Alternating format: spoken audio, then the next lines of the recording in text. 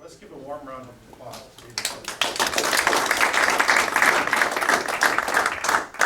Thank you, Tom. Thank you, everybody. Good morning. Hopefully your morning started off better than mine. I got a speeding ticket on the way down here. Nice little trap on I-25 and 58th where they drop it to 55 miles an hour just to make sure people like me don't know that. I'm a native. I know that. So I was on my way and I got a speeding ticket. So, there you go. It's going to get better from here. We're going to have a great day. And I love, Tom, that you ask everybody to introduce themselves. It gives me an opportunity to get a sense of who's here. And just from a short introduction, I have a little bit of a knowledge base of probably what you want from me today. But just to be sure, I want you to understand from the ground rules, the only ground rule is that this is not about me. It's about you. So if you have questions, ideas, you want to share, you want me to qualify or quantify something, interrupt me and let me know.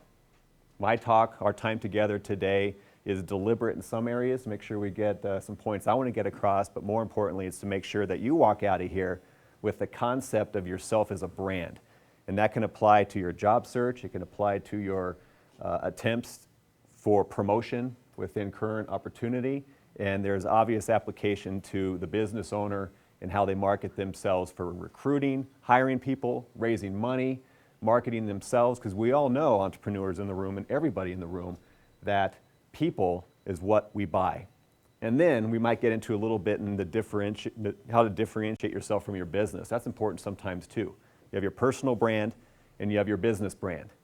Your business might run on its own and might be purchased without you. That would be a good idea, but you still have a brand. You succeeded. And those of you that are trying to start the next thing, that's the transfer. That's why we pay attention to what you're doing moving forward, the expectation we get from you. So we're going to be able to talk about all of these, and it's going to apply to each of your scenarios and situations, and we can have fun with real-life discussions about how you as an individual and us as a group can be successful and innovative in our careers and how we build a strategy from that standpoint. That's what we're doing today. We cover a ton of information. I'm going to walk 2 days down into half a day. So some things we're going to cruise through, other things we're going to spend more time on. It really depends on what I see on your faces and the kind of questions you're asking. So is that fair ground rule? Interrupt me, ask questions, make sure that we walk out of here with a good concept of brand, personal brand, and strategy for your career, okay? Sometimes when you're in a room, you realize that you're being marketed to perfectly. It's a good fit, a good culture fit. Well, DaVinci Institute is for me, so I do encourage you people, if you're not members, that you do so. These events on Saturday mornings and the Monday evening events and everything else that Tom and Deb do through the year is remarkable. And you hit me right between the eyes today with a couple of the upcoming events. The boogie board.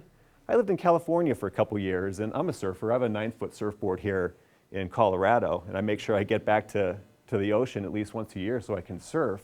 But I created an entire keynote conversation about what I learned from surfing for business, the application to business. The opportunities comes in waves. So I hope I can be there if I'm in town. That's going to be fascinating in its own right. And the affiliate marketing with ClickBank. The strategic career plan we're going through today and my online product called Personal Board of Advisors are both affiliate programs that I sell through ClickBank. So I hope to be there that day too, because I'm in the process of trying to learn how to make that a very successful program for people that are trying to sell career-related and business strategy-related materials. I have the product and the content. They're helping me help you sell it for me, and we can all make money and add value to people. So, geez, talk about a couple events just like that hit me between the eyes. That's what's cool about the DaVinci Institute. So I appreciate what you two are doing, and I truly appreciate being asked and invited to speak with you today, and I appreciate you being here. I want to give you a little bit of background on myself so you know where I'm coming from and why brand and personal brand become such an incredible passion for me. Starting back when I was a kid, 8 years old, I started my first business, and it was serious. We put marketing programs together, and I utilized my friends that had paper routes for marketing purposes in the neighborhood, and we created materials and stuffed them in there to try to get business in the neighborhood for our company. And it was at that age that I realized how proud I was to be able to spend my own money, pull my own dollar out of my pocket when the ice cream man came around. When my brothers and friends were running inside and stealing from Dad's change bowl, I grabbed my own dollar. And that was the first time at a young age that I realized how important it is to take control of your career. I may not have spoke like that at 8 years old, but I understood adding value and doing well and taking care of your community and your neighborhood and getting paid for the value that you bring. I realized that at a young age. I took that through. Going to college, I skipped a little step. In middle school is when I realized advertising was a fascination of mine. I was a very weird kid. I would go to the kitchen and get my snacks during the TV shows and get back in time for the commercials. I love pithy messages. And I wanted to see how people would promote themselves online. And I recognized and realized the individuals that were in position to market products, personal brand, and how they associated. So I was asking a lot of questions at the time and realized Advertising Age magazine would probably have some answers for me. So I subscribed to Advertising Age, and we had Sports Illustrated coming to the house. Ad Age was the one I couldn't wait to flip through. Loved it. A true passion. Reading through Advertising Age in 7th, 8th, 9th grade and through was a big deal for me. I really enjoyed what I learned from the content. Go into high school, went into DECA and competed in marketing type of deals because I love marketing, I love advertising, I'm understanding brand. So fast forward to college, marketing degree, of course. My dream and goal was to start an advertising agency. That's what I wanted to do. Coming out of college, an insightful mentor of mine said, David, I love your passion, you're mature beyond your years, you're going to start that advertising agency, but first, go into executive recruiting. What? Go into executive recruiting, hang out with gray hairs, and learn how to build best-in-class teams first for 2 years. And he wrote down on a sticky note, I'm in training. He stuck it to my forehead. And he said, put that on your monitor when I get you a job with a retained executive search firm. In case you don't like it, you're in training. Your training continues. Great advice. I respect this man tremendously and what he was doing for me. He took me under his wing. That advice made sense, even though I was going away from my passion of starting an advertising agency. I had sleepless nights. No, I want to work for an advertising agency and be shoulder to shoulder with the entrepreneur so I can learn the ins and outs and start my own firm soon. I want to do it now. But I listened to what he said. I saw what he saw in me, and I realized I have to go down this path even though I don't know what the path is. So I went into executive recruiting, and that's what I did. I had the opportunity to sit in the boardroom and be the guy, the fly on the wall, taking notes, 24 years old, listening to business speak from C-level and boards, starting businesses, building businesses in some of the biggest companies in the world. I learned a ton. Oh my gosh, what great experience I had. It started making sense, what Chuck Kaufman was telling me to do. But I still was in training because I had to learn how to pound the phone and be a sales guy, 100 calls a day, those kind of things that didn't occur to me. Then I had to learn how to interview CEOs. And yes, realize that when they're going to look at me, they're going to say, I have to get past this kid. So my job was to make sure that I had credibility with them now. So my strategy was to make sure that I kicked them around on the phone first. I sounded young, but not 24. I sounded 30, right? So I got some experience interviewing people and learning how to get that out there. My strategy, my career was lining up right in front of me, and I didn't even realize it. Okay? Then, once I had a reputation and credibility, people wanted me to work on it, not the gray hair I was supposed to be the partner with, right? Thinking about the words that my mentor told me. Hang out with the gray hairs. Okay? Experience. Get that experience, load it in. So I had the opportunity to be able to do that. Then, time after time, I started realizing that these individuals that I'm interviewing, first the client, the company. I'm retained by a company, so I go in and I evaluate the leadership, the culture, and what they're trying to do moving forward. Well, being a brand geek, I always saw these people as a brand. And what they told me is marketing. My job was to differentiate between marketing and brand. Then I would go out and find the executives who are marketing themselves to me. A CFO who wants a new job, right? Marketing themselves to me, using words like ethical, especially after Enron and all the reasons that Sarbanes-Oxley became. Marketing to me what I'm supposed to hear and want to hear. My job is to find out the difference between marketing and brand, which is the experience I actually have with them. Are they saying they're ethical, or are they ethical? I put all this together and bam, my company, Your Brand, just hit me between the eyes. Personal brand. So numerous executives said, David, you need to help people learn how to market themselves more effectively and understand where they're coming from, their core, their passion, their competencies, how to market that and who to market it to. The business owners that come out, I met so many people and continue to today that finally want to get out of corporate America and do something on their own. How do they leverage their background and move it forward?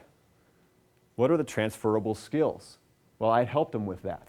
But I found that I had to stop helping them because my job was to recruit.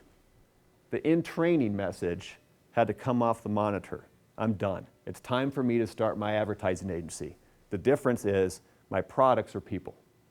Your Brand is an advertising agency. You are the product. So that's why I came into my process, and I realized all along that my career strategy was completely different than I thought, and so is yours.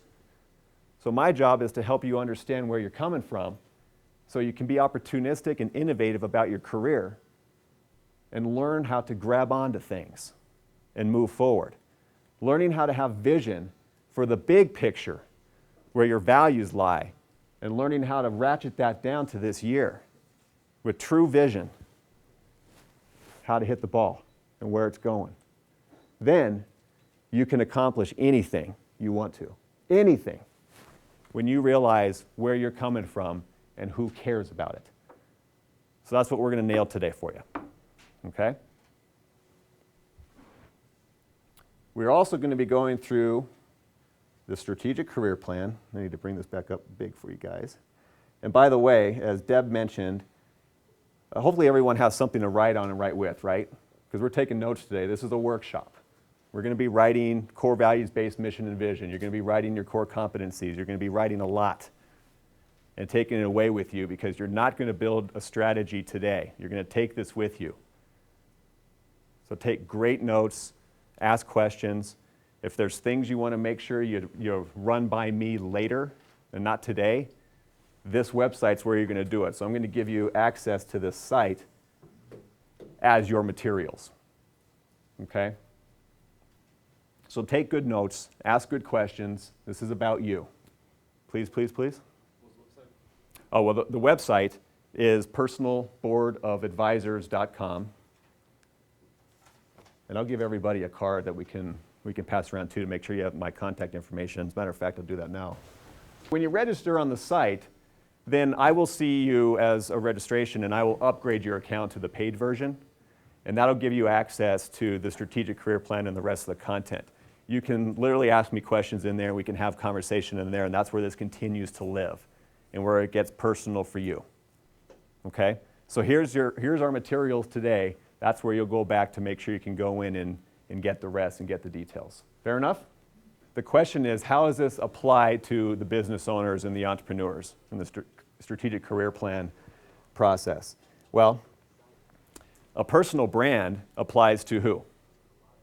You, the individual. My typical client, as a matter of fact, for full personal brand and career strategies are business owners because of the application to their company. They get that application to their company. That personal brand is very applicable. Plus, a lot of our careers change. Multiple careers, we do a lot of different things, and we don't know what that looks like. Most people, at one point in their life, decide that they want to start a business. Maybe not when they're 8 years old like me, but at some point. As a matter of fact, I think everybody is an entrepreneur and everybody is a leader. Every single person born. The difference is most people die before they realize it. Okay? So my job is to make sure that you understand and operate and run yourself like a business. And if you happen to own and operate a business, you will understand how to apply. The scientists in the room that are trying to learn about the marketing, this is your day. Okay? Does that answer that question? Yes. Absolutely. Carl's comment is about being the icon, being the face, the image, the brand of the company. Isn't that what we buy?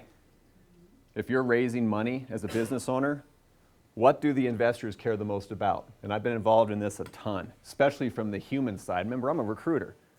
So I'm reading business plans, I'm reading a lot of information, I'm meeting the teams, and at the end of the day, I'm going to choose whether or not to introduce investors or even think about it for myself based on who? The people, the management team. And it starts with somebody who created the vision and the culture. That's you, regardless of your situation. Not even necessarily and only in career. What are you doing in your community?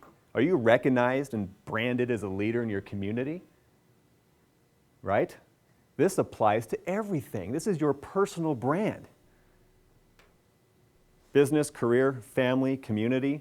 How are you representing yourself and who's buying you? What do you cost? What's your value? Value proposition is a big part of that. So that's why it applies to everybody and every single person in this room. Think about the context in your own life. You ask the questions, and I'll make sure I put it in a situation where the job seeker, the gainfully employed person looking to get promoted, and the teary-eyed visionary entrepreneur all get it at the same time. That's my job. Cool? All right. So I think I want to make sure we understand the difference between brand and marketing first. Is that fun? Is that a fun thing to talk about? Make sure we get that? Okay. This is difficult. A lot of people screw this up. Even marketing executives have a tough time understanding the difference between brand and marketing, and sales and business development for that matter. Why do I know? Why should you care what I say? Well, I've interviewed the best in all of them, over and over and over again. That's where my 10,000 hours is, right? So someone running brand, someone running marketing, someone running business development have completely different philosophy of business, right? So we're going to make sure we separate these things. To make it easy from the beginning, let's talk about business, brand.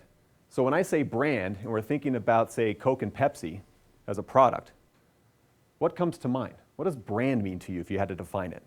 Anybody? The brain picture. The brand picture? The brain. The brain picture. The image. What else? What comes to mind when you think brand? When I say brand, Coke has a brand. Is this a Coca-Cola product? The Aquafina? I forget. This is the Pepsi. This is the Pepsi brand. So what do you think about when you think about brand? Image came up. What else? Trademark. Identity. Quality. Logo? Logo. I'm sorry? Name recognition. What you get out of it. Like a feeling? Could be a feeling. Could be a flavor. I would consider that a feeling. As usual, and this isn't your fault, people, most of what you said are marketing, right? Except for the feeling, the experience. That's brand. So organizations work really, really hard to make sure that their company and their products represent a value, values-based experience that we, the consumer, have. Then they go out with marketing that represent the brand, like the logo, the color, the materials, the advertising, the marketing. That's why I say there's no ing in brand. Next time you hear branding from anybody, drop off the ing, unless you have a needle for tattoos or cattle. That's branding. Why? Because that's making a mark from that standpoint, which is still marketing. Branding is marketing. Brand. is an experience and a feeling that you have right now. You're judging me based on the experience you have. My brand is going to be something that I'm doing well in articulating to you today, or I'm not. You choose. Just like product. So Coke and Pepsi, I brought that up as an example. We got a Pepsi product here, but let's go to what we think of immediately when we think of Pepsi. That's probably the cola. Fair enough? So we think of Pepsi, some people think of Diet Pepsi. And when I say Coca-Cola, we probably think of cola, Coke or Diet Coke. Fair enough? So let's take Coke and Pepsi. Let's take these two brands, global brands that have spent billions of dollars over the years to make sure that you remember them, right? One of these companies blew it not too long ago in changing the brand. New Coke. They changed the experience, and they blew it. Coke followers love Coke. They changed the experience, the brand, the feeling, the taste, right? Big brand failure, okay? But more importantly, Coke and Pepsi. Those of you that drink one or the other, why do you choose Coke over Pepsi? Let me ask it this way. How many Coke drinkers in the room? A couple. How many Pepsi drinkers in the room? A couple. And the rest of you either don't care or don't drink either. Or both. Okay. So I'm curious about all of those camps of people. First, Coke drinkers. Why do you choose Coke over Pepsi? If you have a choice and there's one or both are right in front of you, you choose Coke over Pepsi. Why? Why is that? The taste. Pepsi drinkers. Why would you choose Pepsi over Coke? Taste. Okay. Am I going to change your perception and your feeling and experience with the taste if I change the logo or the color or anything else about the packaging, the marketing? No. You're dedicated, you're brand loyal, right? Not marketing loyal, brand loyal. Okay? Those of you that don't care, that you pick one or both, and they're both right in front of you, do you have any reason why you don't care? They're both a cola, no big deal. There's two in front of me, and I'm going to grab whichever one is closest to my right hand. I enjoy both of them if I do try it, so it doesn't matter. Yeah, and those of you that don't drink either, who cares? Right? About this particular example, but stick with me. Okay? So for me, I drink Coke over Pepsi. I don't drink much of either. I'm in that camp. But sure, at luncheons or wherever, and there's Coke and Pepsi out, I will always grab the Coke. But then I'm going to look around for a glass and see if I can get some ice. Why? Because my mom is famous for saying Coke with ice. The film on the ice cube is a big deal for my mom. That's a feeling for me. I don't care. I don't have a preference between the taste. I pick Coke because of the feeling. Coke loves that. They love that people choose because of tradition, experience, feeling, right? So they're working hard to make sure that you feel really good about Coke. So does Pepsi. So does everybody around their product. So do you understand a little bit about the difference, or maybe even a lot about the difference between marketing and brand, and what companies do to try to help you understand an experience and then create marketing to help it stay top of mind for you? So next time you're in a position to make a choice, you're going to recall a good experience, hopefully a good experience. Is that almost crystal clear? Yes or no?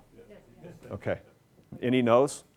Because we can have more examples of this. This is important, folks. We're going to walk out of here understanding your brand so you can market yourself this afternoon better than you ever have. The whole advertising and marketing is to get you in the door, is the comment in question, and brand is to keep you there. And that is a fair assessment. The role of marketing and communications is to create awareness of what? The brand, right? Brands have names, brands have experiences, brands are good, brands are bad. Advertising and marketing's job is to communicate what they perceive as the brand value. However, oftentimes companies screw up in not communicating the brand correctly. And what do we call that as consumers? I'll give you a hint. The number one associated word with advertising is what? False. False advertising. The number one associated word with advertising is false, which means advertising agencies and brand managers have a huge challenge in front of them.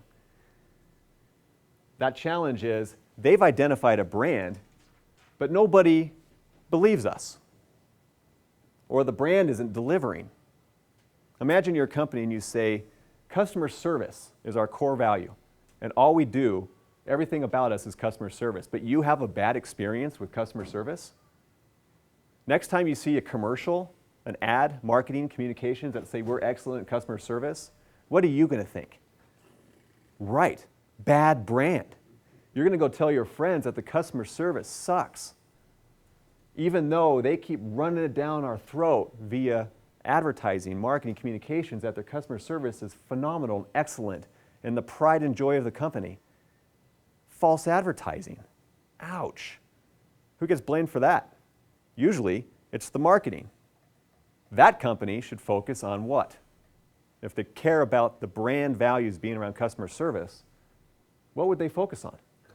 Customer service.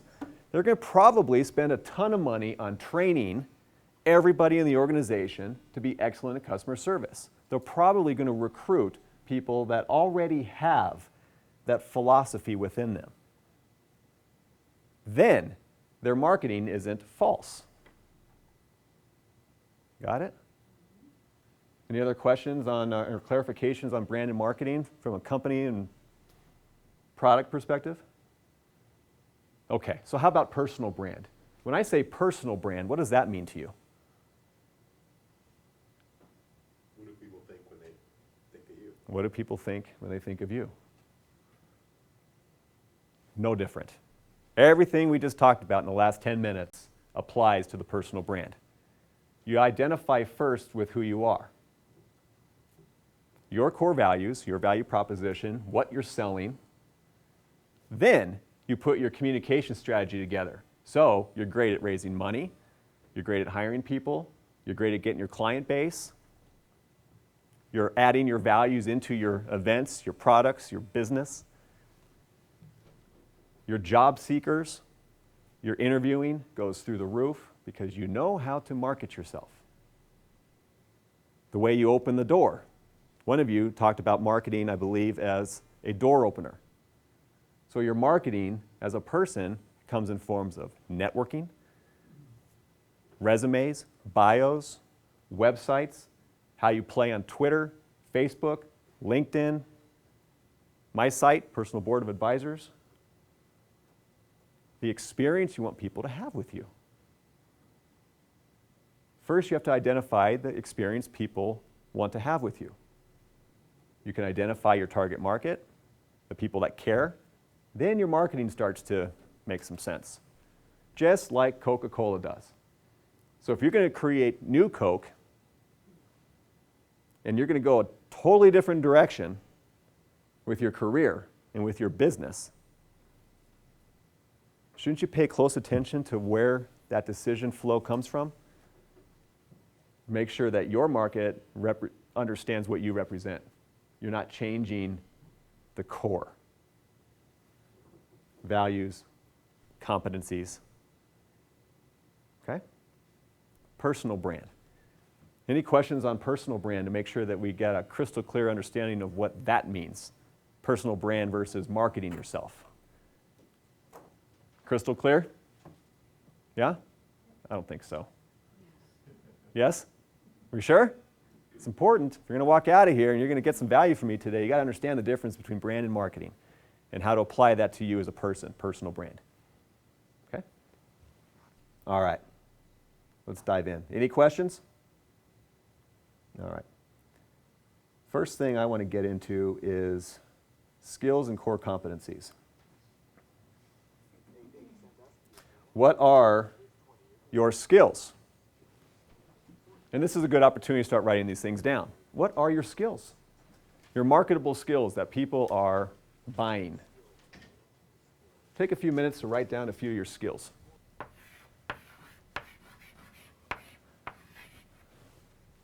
This is the core competency. Pick one. Who has a core competency in mind? What do we have here? Leaders? Let's say leadership. Or communications. What do you want to play with? Communications? Leadership? Communications. Ooh, that's the winner.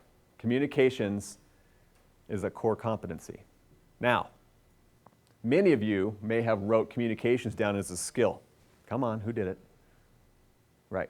Communications is a collection of skills. That would make it a core competency. What are the skills that make up great communicators? Listening. What else? Articulate in the way they present. What else? Their presentation skills, their listening skills. Adaptable to the person you're speaking to. Command of the facts. Say that again? Command of the facts. Command of the facts. And precise. No, it's really what you're talking about.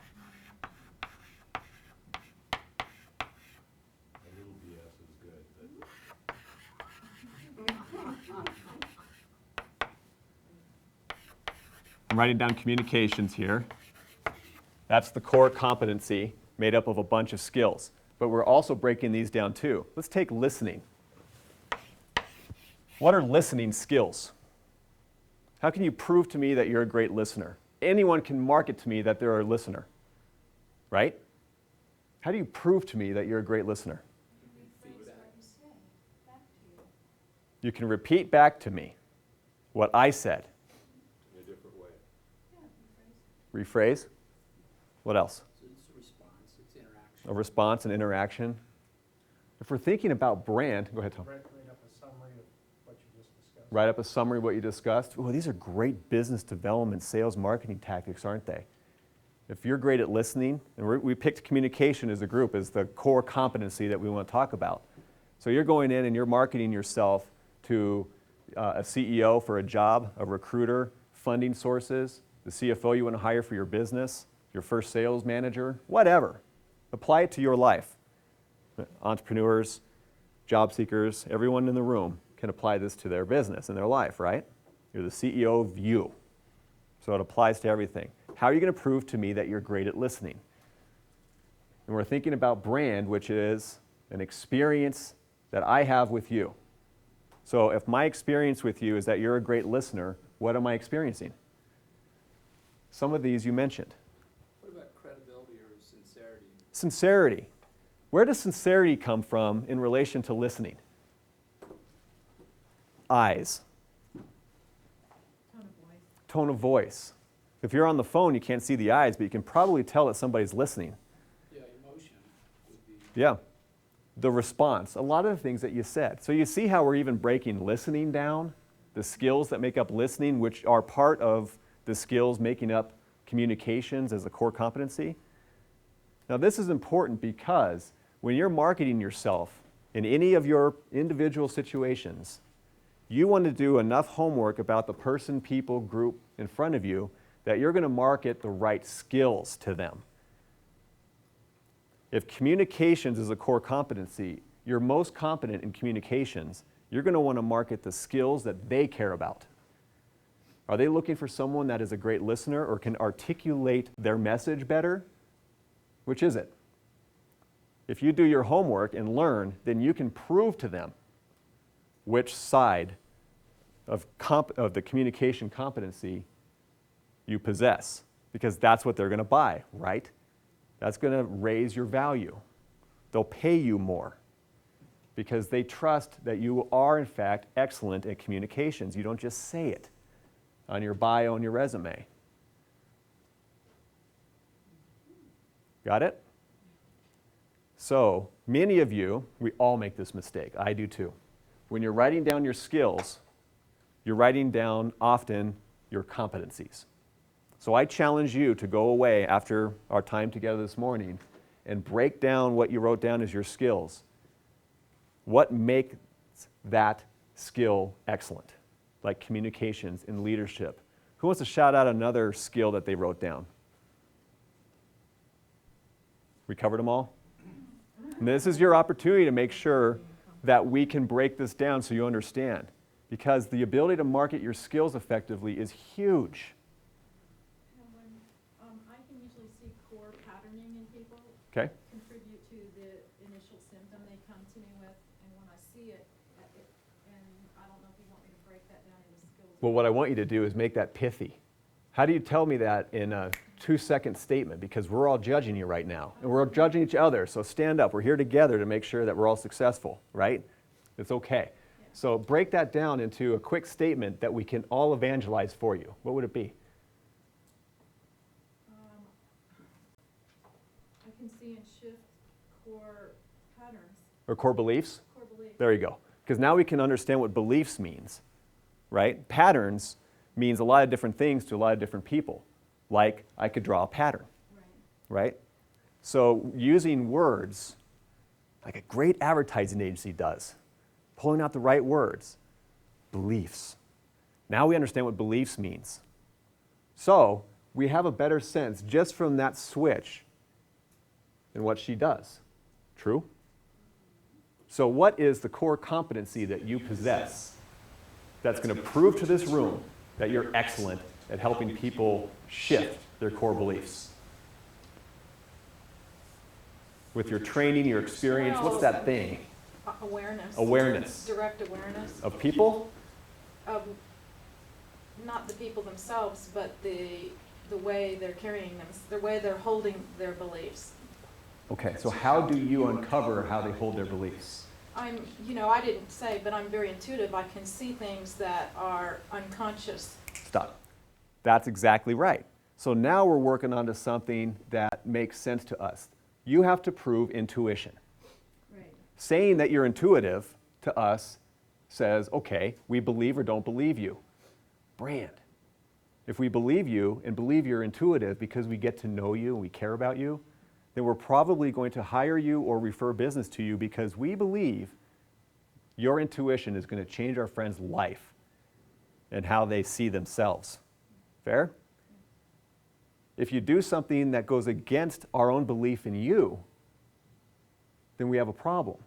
You have a problem. So your job, all of our jobs, is to make sure that that core competency is something you live every day. You are that person. Okay? Most people struggle with this stuff, and that's how everyone in this room is going to separate themselves from the pack, by thinking about the experience that others have with you. Always, constantly. Your brand. So you don't change your formula like Coca-Cola did unless you're going in a completely different direction. If you're awesome at what you do, you don't need to do that. So a couple different perspectives around the core competency and what you market in that example is going to be helpful in how you communicate. Who else? Strategy development. Strategy development is a core competency. Yeah. Okay. And did you write that as a skill? Yes. Good. Don't we all? Right. Right. So strategy and development, you could have wrote twice. Strategy and development. So what are the skills that make you strategic? And thanks for playing. This is hard, and we're going to help. And I picked this one because I was listening to you break this down Yeah. here and going, I'm not sure. Right, awesome. Thank you for being honest. Everyone is thinking the same thing right now, right? This critical thinking becomes very important. This is deliberate. So your job is to go away and learn what strategy means, right? And what you bring to strategy. So when I hire you to help me do some strategic work, I know what I'm buying. Everybody. Okay? So pick that word and break them down. I'm going to critical think what everybody says in this room, unless someone comes out with a very specific skill that they can apply to a core competency that makes me want to hire you now. And if you do, I might, or someone in this room might. Okay? So this is why it's hard. Very, very difficult. Companies spend a lot of money to bring executives to Beaver Creek, Colorado, to do strategy sessions, and they don't know what the heck they're doing. Why? Because they don't know what strategy means. I'm not saying you don't know what strategy means. You might. But a lot of people don't. A lot of people don't know the difference between brand and marketing. But they go to a company and help them with that. We're going to spend a lot of time on mission and vision today. Would you define strategy or strategic? Will I? Yeah. Sure. Well, from my, There. we're going through a strategic career plan right now, right? This product is called a strategic career plan. So everything we're talking about today is going to define strategy. Everything, that's the question. Can I define strategy? Strategy, from my perspective, is identifying these cores first. Then going out to your environment and understanding the trends in your environment, what's happening. Then you formulate a strategy. You know who you are, you know your environment and your trends, you formulate a strategy, you execute and review. Those of you that saw the write-up that we did for this boot camp might remember that is what we're doing today. Know yourself, understand your environment, formulate a strategy, execute and review. Can you say that again, please? Know yourself, and that's what we're doing right now. We're through that process. We're going through that process. Then we're going to look at our environment, which means, and what I said is understand your environment is point 2. Understand your environment means, what's your environment? Your industry, the trends. Why are you about to lose your job and you don't know it?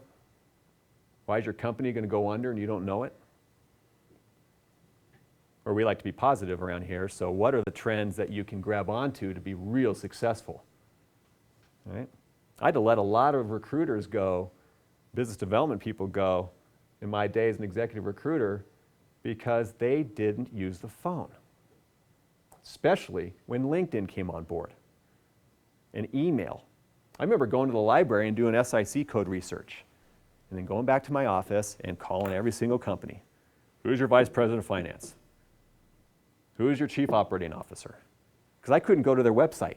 I couldn't go to LinkedIn. This wasn't that long ago, folks. I'm 35 years old. Right? This was not that long ago. That's how I started in the business. I learned how to research really well. Then I had a team of 33 people who came into the environment different than I did. My job was to teach them their new environment, their new trends. People that didn't get on board, I had to help them find something else. That was my fault. People that did get on board and learn how to utilize technology and learn how to do what we do really well in recruiting executives, got to stay. And that happened in about a 2-year period. It was dramatic and amazing for me to watch. Your environment is changing faster now than it ever has in our careers. So understanding your environment after you know yourself is huge in your ability to formulate a strategy. So first thing you have to do is understand who you are, which is core values, mission, vision. It's core competencies, which we're doing right now, right? Value proposition, what do you have to offer? What do we care about? Then you go to your environment to determine who cares about these things. You have to identify these things before you actually put the plan together.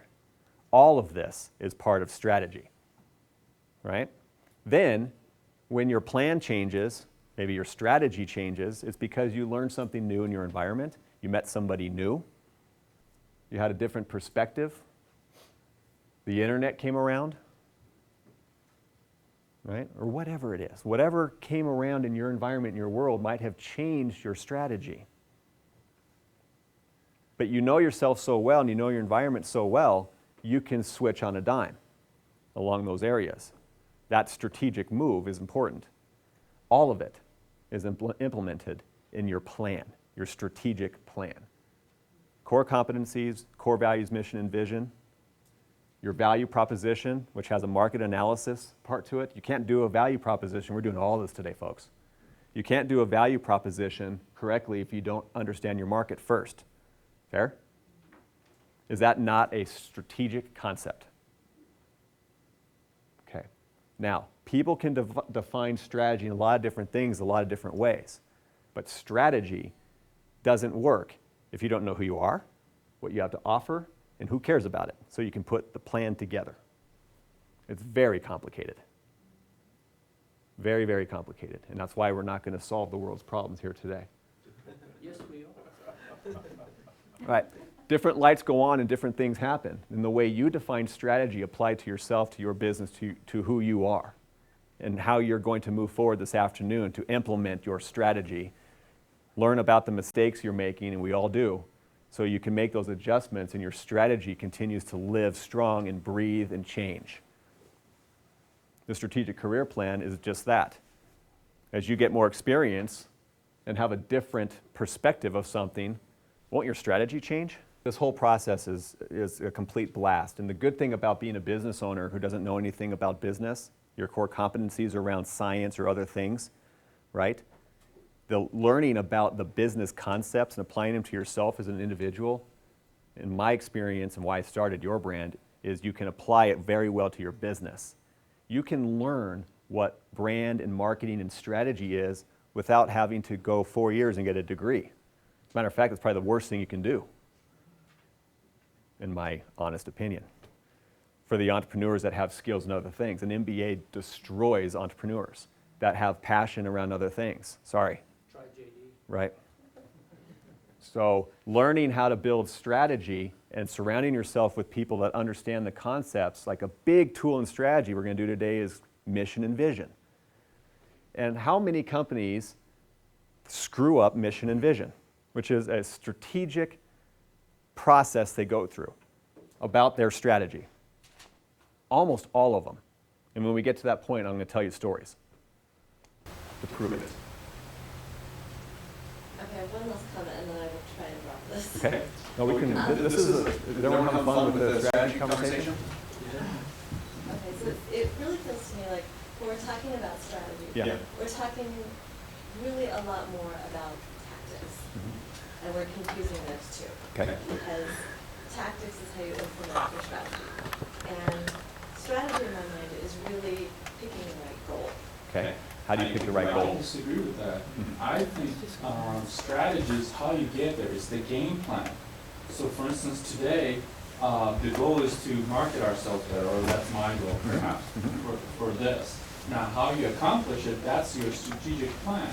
For instance, there's this buzzword, I'm in the high-tech sector anyhow, strategic marketing. Right.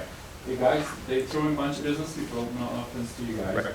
They have no clue how to accomplish, say, the goal is to increase the market share by 30%. Right. They have no clue to how to get there. Right.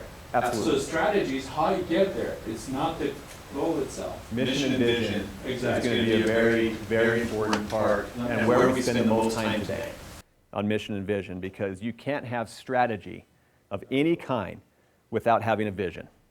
And to your point, which I happen to agree with, and I want to make sure that we all understand to the best of our ability the tactics and the understanding of this piece, and then apply it to ourselves. Wordsmith it, agree or disagree with the way I say it or anyone else says it, but understand that you have to have a vision and believe it in your heart and soul so you can communicate it effectively, among other things, in your mission to get to that point.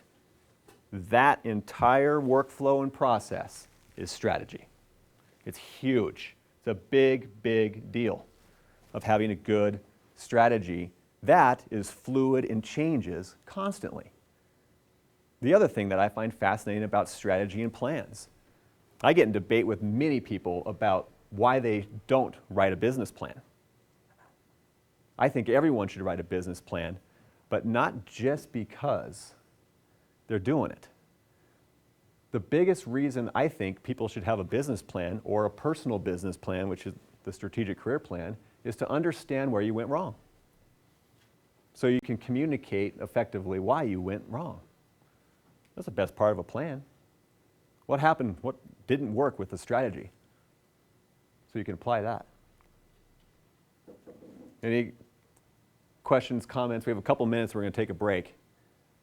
And then we'll wrap up this part of the strategy conversation, which came from core competencies. Awesome. Thank you very much. Any comments? Where am I wrong? Where am I right? How can we help this dialogue go a little bit further? Yes, sir. Here's the goal. We set this. This has to happen before we do this. Fair? And then we cruise along our plan with our timed goal. By December 31st, 2009, we're going to accomplish X. And this is how we're going to do it. This is our strategy. We line up. We evaluate when we get to the next point, the next point. We may be off track. We may be on track. We evaluate all along these steps to get to reaching our goal of X by December 31st, 2009. I can't wait to do the mission and vision stuff with you folks. And we're going to do that because this has been a hot point of discussion, and it always is, because strategy has a different tactic and skills and points that go along to it depending on your discipline, your industry, lots of things. This is complicated, folks. So when we apply it to yourself as an individual and learn how to build your own strategy to accomplish your goals and get to where you want to be, you're going to be way better off than everybody else. Just from being here today and thinking about this process and critical thinking yourself to a point where you can't lose with your ability to market yourself and your strategy to accomplish that goal, huge. Okay, we're going to take a little bit of a break. How long is the break?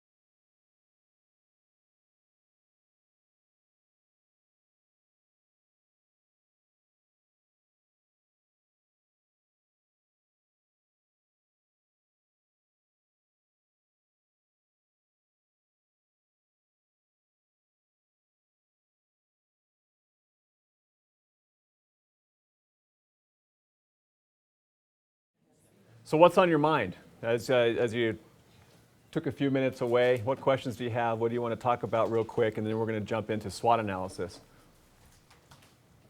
Anything? Cool. SWOT analysis it is. Does everybody know what a SWOT analysis is? The strategy people in the room do, right? This is a nice, a SWOT analysis is a nice hybrid as you jump from understanding who you are, your internal stuff, strengths and weaknesses is a good example. Obviously, we're talking about you, the individual, as the personal brand, but strategy folks use SWOT analysis on their products and on their companies and on their markets as they're doing multiple things. So why not apply that to you as a person? Has anybody done that? Usually 1 or 2 out of 100.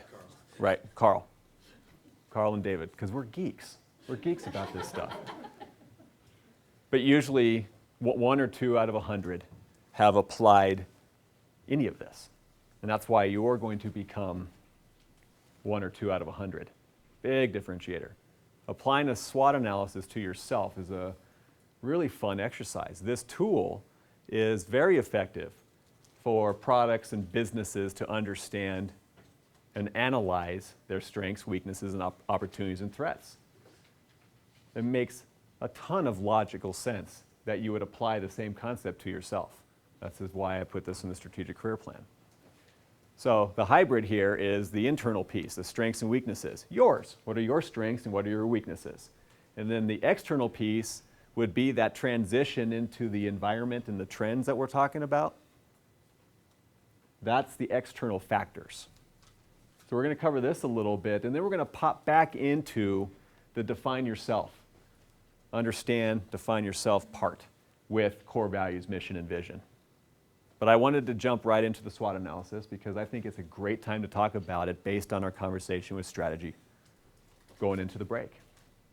Cool? All right. So on your sheet, or maybe even create a new one, and draw a plus sign.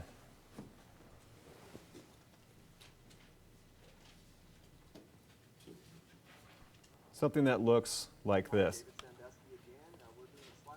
Whoops, that's my little voiceover. I don't know if you hear that. I do. Draw a plus sign on your sheet. And then the quadrants, you can see where you do put an S, W, an O, and a T. And then on the strengths quadrant, please write down a few of your strengths. Now this time I'm going to help you cheat a little bit and tell you what a common mistake is. Most people and most businesses put their core competencies and their skills down as strengths. Don't repeat yourself here. Before we were talking about skills that make up core competencies. That's different than strengths. The only time that you can put down a core competency as a strength is if you can prove to me and everyone else in this room that you're better than everybody else at that. That would be a strength. So you can't put communications down as a strength if you're a commodity. Got it? Separate yourself from your commodity in some way and prove it to me, and that becomes a strength.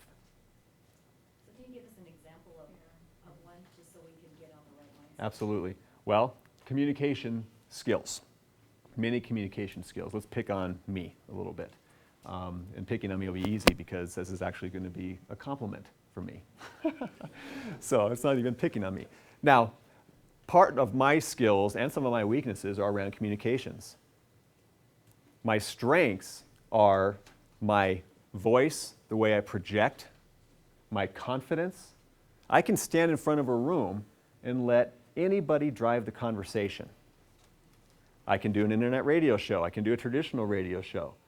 I can interview famous and very popular CEOs and not be afraid. That's a strength. Why? How many people out of 100 can do that? 1 or 2. So when I talk about my communication skills and my ability to listen, my ability to interview, which in my case I put into my bucket of communication skills, and then I break the interviewing piece down, listening is a big one for me. I can't be effective if I'm not listening well. For me, listening And listening's a strength for me. I'm a better listener than you. You know why I know I'm a better listener than you? Because of my intuition and how I watch people behave. I pay more attention to what is happening in the room than the words coming out. I'm a brand guy, not marketing.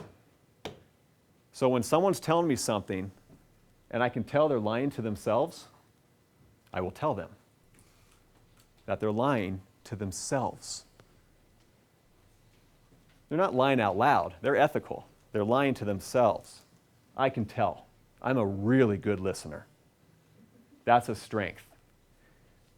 You can put listening down as a skill, maybe even a core competency.